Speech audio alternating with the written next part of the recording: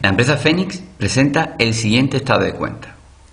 Aquí nos encontramos con un caso en el cual aparecen una serie de conceptos contables, los cuales tienen que ir organizados para que el patrimonio empresarial quede perfectamente definido.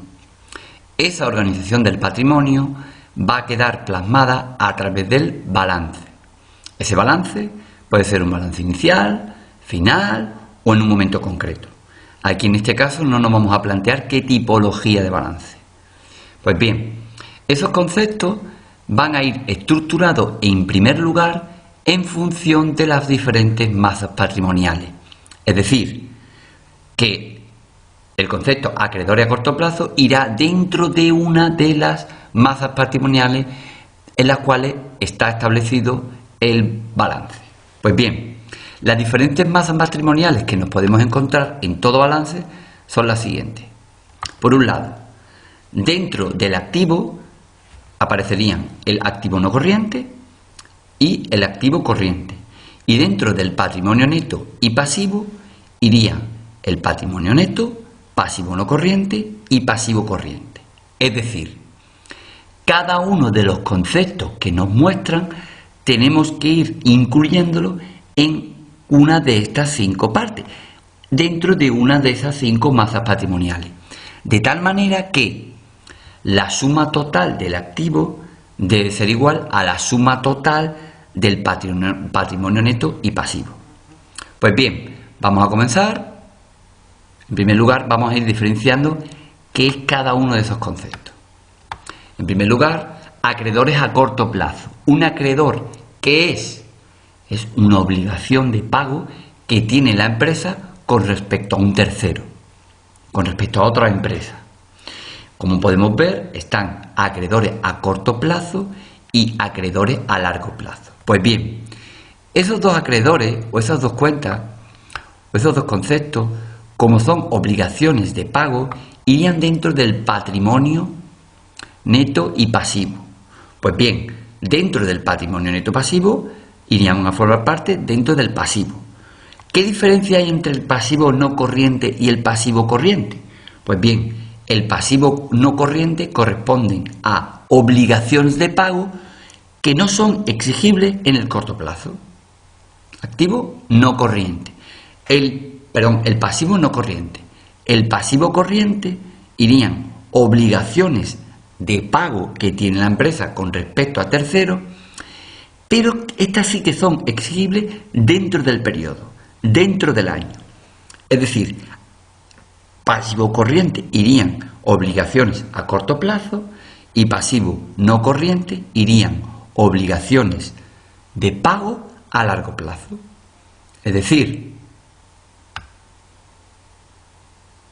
acreedores a corto plazo, pasivo corriente. Acreedores a largo plazo, pasivo no corriente. Continuamos. Banco, bienes, caja, bienes. Ya veremos qué tipología de bienes son. Capital social, patrimonio neto. Clientes, activo. ¿Por qué? Porque son derechos de cobro. Efectos comerciales a cobrar, derechos de cobro. También irían a formar parte dentro del activo. Efectos comerciales a pagar, ya serían del pasivo. No del patrimonio neto, iría en la parte del pasivo patrimonio neto, pero formarían parte del pasivo. Ya veremos si es corriente o no corriente. Maquinaria, bien. Materias primas, un bien. Mercadería, otro bien.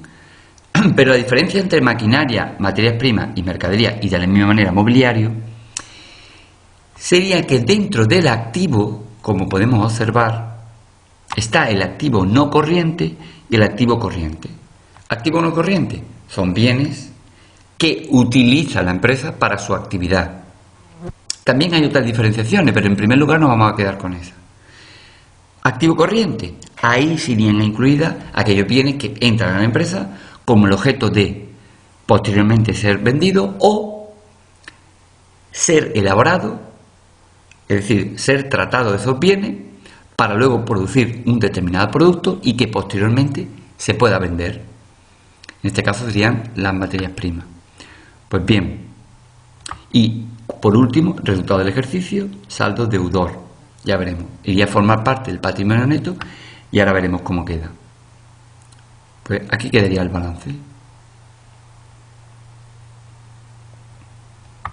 Por un lado, activo, dentro del activo no corriente, como hemos visto antes, maquinaria inmobiliaria. Son bienes que la empresa los adquiere, pero no con el objeto de venderlo, sino para poder utilizarlo para su actividad.